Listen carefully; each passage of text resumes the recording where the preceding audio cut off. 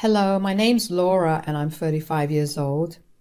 I just recovered from something very traumatic and today I want to share my story with you. My story starts with my ex-husband Johnny and his mother, Deborah. Johnny and I met when we were in college. We got along really well and started dating fairly quickly after we met each other. We dated for around 4.5 years before getting married. Our relationship was generally great, but there was one person who always made me feel like crap, and that was my mother-in-law, Deborah. Deborah made it crystal clear to me the day that Johnny introduced me to her that she hated me. She would go out of her way to insult me whenever she could. It would hurt like hell, especially because I knew that I wasn't very conventionally pretty. Still, I believed that Johnny loved me for who I was, and that was enough to soothe me.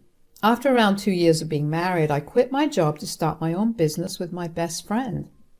It was very risky, but Johnny supported my decision, and within a year, the business started taking off. It was a slow and steady growth, but it was growth nonetheless. Over the next 2 years, the business began to experience large amounts of profits, and that meant that Johnny and I were living more than comfortably. Of course, you'd expect that to change the way that Deborah treated me, at least a little bit. But she was still the same. She would belittle all my achievements and would even yell at me for emasculating her son. Johnny would always remain silent during her tirades, and I guess that was what led to the downfall of our relationship. We began to argue a lot because I felt like he never stood up for me or even cared enough to do it. He would tell me that he couldn't talk to his mother that way, but all I heard was a pathetic excuse. Our fights only increased, and before I knew it, we were barely talking to each other.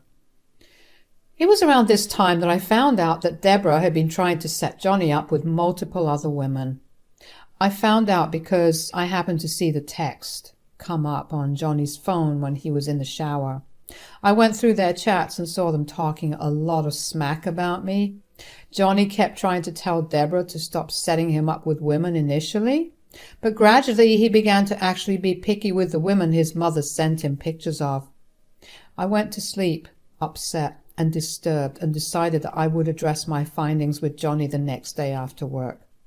The next day came, and the only thing I remember is that one moment I was driving to work, and the next I woke up to machines beeping around me and nurses surrounding me. My head was throbbing and I was very thirsty. I felt really weak, but I managed to ask the nurses to give me some water. After I drank water, I lay back down and tried to go back to sleep so I could get rid of the headache. I tried to move my legs in a different position to get more comfortable, but they wouldn't move. At first I was confused, but then I began panicking. I called out to the nurse and told her that I couldn't feel my legs. The nurse called the doctor immediately. He ran some tests where he poked and prodded my legs to confirm if I could feel anything. Around this time, Johnny walked into the room. He saw the frenzy and asked what was happening. One of the nurses filled him in and he seemed very worried. I was rushed for some more testing. After a while, the doctor told me that I was paralyzed. I felt my world shatter. Johnny walked out of the room. I thought it was because he was too overwhelmed with concern and grief for me. While Johnny was out of the room, I struggled to grapple with my new reality for a little while. The doctor gave me a little time before asking me if I was doing okay. "How are you feeling?" "Not good. I just got the most devastating news of my life." "I know, and I really am sorry that this has happened to you, but you need to get some rest." "I don't think I can rest. My mind is too much of a mess." "I can imagine. You just need to eat your meals and the nurses will administer the necessary medications for you. They are strong, so you'll end up falling asleep easily." "What use is all that? I'm going to be disabled. I might as well rot in here." "I know that everything seems hopeless right now, but there's always some hope that you can recover feeling in your legs." "What? Really?" "While your spinal cord is pretty damaged, it is still fairly treatable." "Are you absolutely sure, doctor?" "Yes, but—" "But what?" Since the damage is pretty significant, it'll take a long while. It will also be very rigorous and overall will put a huge strain on your physical and mental health. I don't mind any of that. I'll do it all. Just please, heal me. Of course. But before that, you need to do as I said. Eat your meals and let your body heal all your other injuries. Yes, doctor. I felt some relief knowing that my paralysis was not going to be permanent. There was still a chance for me to get better, and I was going to try my hardest to get back to where I used to be. Not long after the doctor left, the nurses filled me in on what had happened to me. Apparently, I got T-boned at an intersection and my car crashed into the side of the road.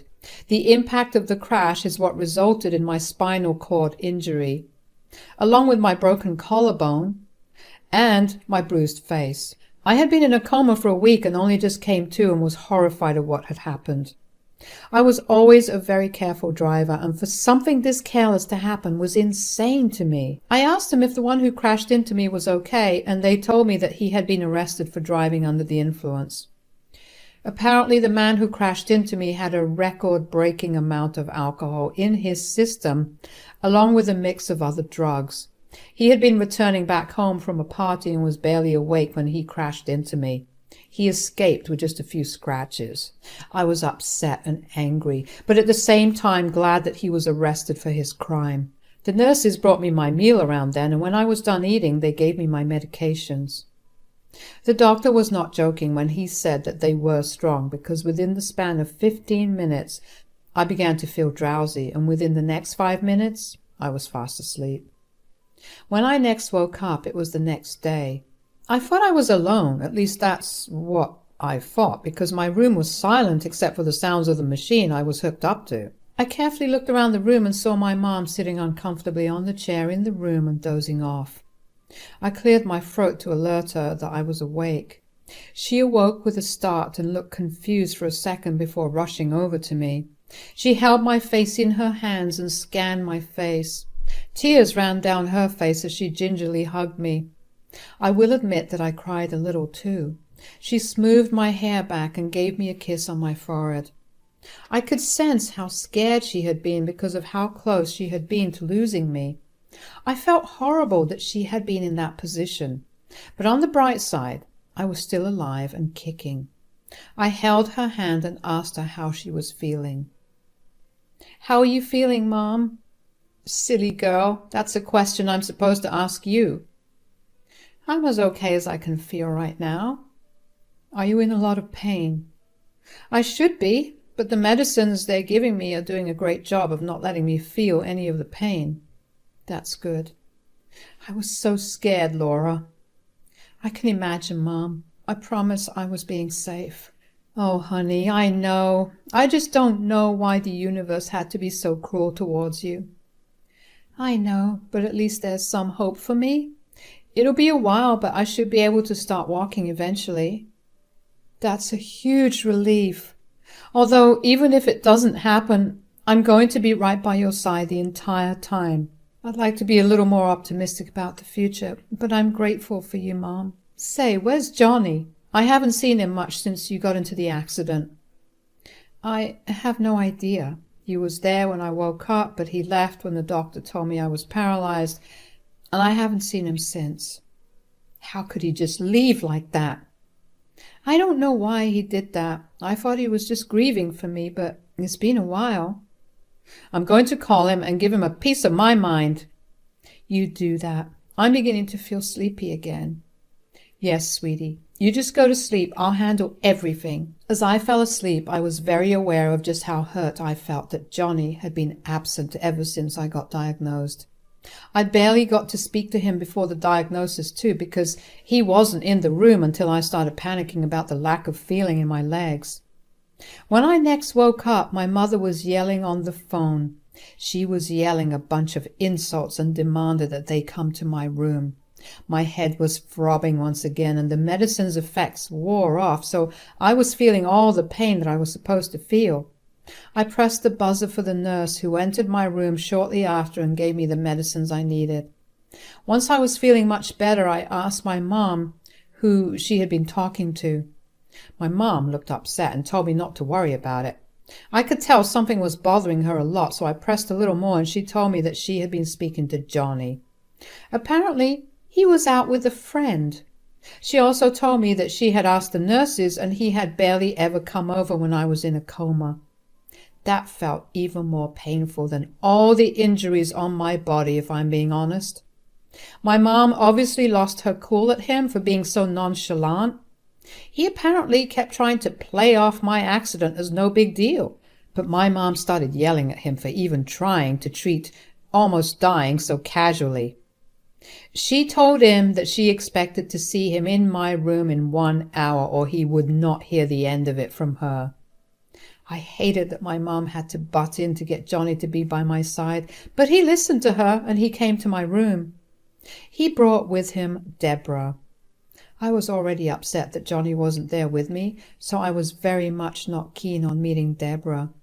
My mom left the room to give us space to converse. "Where have you been, Johnny?" "I've been busy." "Too busy to come and see your injured wife?"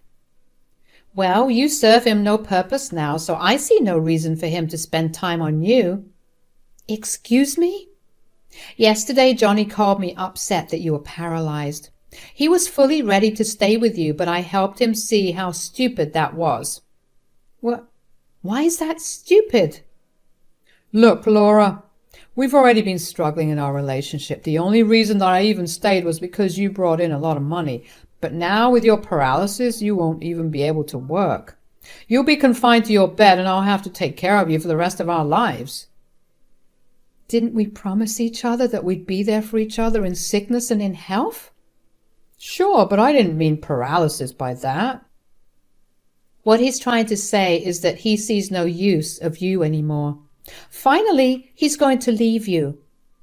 "Why are you doing this to me?" "You know that I think my son deserves so much better than you. The only thing you had going for you was your business. But you'll lose that too now." "Johnny, please don't leave me right now." "Ugh, were you always this desperate? I'll serve you with divorce papers tomorrow at around noon. Oh, honey, don't forget you have a date tomorrow at 1. So make it quick." "Date?" "I've set him up with a much prettier girl. Someone who I actually approve of. Look at how happy he is." My entire world was falling apart right before my eyes. The tears started flowing before I was even aware. Johnny looked at me with disgust, while Deborah looked at me like she had just won a battle. She grabbed Johnny's arm, and the two of them left me in my room to cry. My mom walked back in and immediately rushed to my side to ask me what was wrong. Through my sobs, I was able to tell her what had happened. I had never seen her so angry before. She left my room to find Deborah and Johnny, but she had missed them. She came back and held me as I cried for hours until I was exhausted enough to fall back asleep. The next day, I got served with divorce papers. I numbly signed them and watched as Deborah's face flooded with glee while Johnny just looked relieved. It made me wonder how horrible of a person you have to be to actually leave someone you love when they're at their most vulnerable. For the next few weeks after my divorce, I was overcome with depression. I felt like a whole piece of me had vanished, and my world just lost all its color. My mom let me feel what I was feeling without saying a word. She felt really bad for me, but she tried to cheer me up in her own little ways by sneaking in my favorite foods or bringing fresh flowers every morning. After my collar fracture had healed nicely and the doctor concluded that I was good to go for physical therapy along with the medications that came with treating my paralysis, he helped me set up with a good physical therapist, and I was set to start therapy in a week. I'll be honest, at this point I wanted to do nothing. I just wanted to lay in bed all day and cry, and that's what I did initially. I skipped my first 2 therapy appointments because I saw no use of it. But then my mom had had enough of me wallowing in my sadness. "That's it. I've had enough of your moping about." "What are you talking about?" "I know that what you're going through is beyond upsetting. I've been trying my best to sympathize with you, but how long will you keep feeling sad for yourself?" "Mom, you don't get it. I'm way below rock bottom. Not a single thing is going right. I know, but you have the power to at least make some things right. You just aren't doing it, and that's making you feel even more miserable. What good will make things right do? It's just a lot of effort on my part for a result that I may not even get. Some results are better than no results. Don't you want to get back at Johnny and Deborah for what they did to you? Of course, but how? How will this battered and useless body of mine do anything from now on? Your body may be battered, but it is not useless. You still have a functioning brain and mind. Use them. Just because you can't do certain things, it doesn't mean that you can't do anything. What do you want me to do? Start working again. You're your own boss, so I'm sure you can start working from home. And for God's sake, start going for your physical therapy. Okay, but you should know I'm only doing this to get you to stop nagging me. As long as you're doing it, I don't care. Mom was right. Nothing would change if I kept wallowing in self-pity. I started working from home the next day. Thankfully, my business partner and best friend had kept the business running while I was away. She had dropped in every once in a while to check up on me. But there had been so much to do without me there that she was too busy to frequently meet me. Regardless, I was able to finally lighten her workload. We held a team meeting after I rejoined, and everyone expressed their concerns for me, but I assured them that I was doing fine. I quickly realized just how much I had missed working and quickly got into a good routine with work. My mom was happy to see me getting back to my old self. I also began going for physical therapy regularly, about 3 times a week. At first, it was super humiliating to try to walk. I had to be supported, and I could barely keep myself standing upright. I will admit that after the first week of physical therapy, I did contemplate quitting it. But then I happened to come across Johnny's post on Facebook. It was a picture of him getting married to some woman. The woman looked at least 10 years younger than him, and a quick look into her account told me that I had guessed correctly. I couldn't believe my eyes. It had only been a few months since Johnny and I divorced, and he was already with someone else. What was even more infuriating was that he had captioned the post with, "Sometimes you have to waste time on something useless to find something useful." I was seeing red at that moment. I wanted nothing more than to get back at him and Deborah. Right then and there, I decided to start working my butt off to not only get back to how I was before the accident, but to surpass it. Every time I thought about giving up, I simply remembered Johnny's post, and I was all fired up. The next 6 years of my life saw a lot of progress. The first 2 years were spent relearning how to walk. By the end of 2 years, I was walking pretty well, although I did need to use a cane for safety purposes. For the next 4 years, I poured my heart and soul into my business. Pretty quickly, my company became a big name. I was living in the lap of luxury, but I was still not fully satisfied. I needed to get back at Johnny and Deborah. And then the perfect opportunity fell into my lap. Johnny's company was going under. They were struggling and in desperate need of someone to finance them. My company proposed a merger, with us having a majority of the shares and profits, thereby giving us more power in the boardroom. They were desperate enough to agree to these terms. First thing I did when we made the merger official was to have a meeting with all the company's staff. When Johnny saw me walk in, he looked shocked. I walked in, not only without a cane, but in very high heels. That's right, I had fully recovered. I addressed everyone and told them that I would be the new CEO. I told them that there would not be a need for as many employees, so some of them would be either getting laid off or transferred to a different department. Of course, there was only one person who was going to get laid off, and that was Johnny. Johnny managed to corner after the meeting. "What the hell happened to you?" "What do you mean?" "Don't play stupid. The last time I saw you, you were paralyzed. How are you walking again?" "Oh, did I not tell you? Right after you left me alone, when the doctor told me I was paralyzed, he also told me that I was curable. It only took some therapy for me to be fully walking again." So you lied to me? How could I have lied to you, Johnny? You were barely there. And the one time that I was actually able to talk to you, you asked for a divorce. So, is this what this is? Revenge? Is that why you came back? Bold of you to assume that after everything I went through, I would want to waste my time on something as useless as you. So, you're going to be professional with this, right?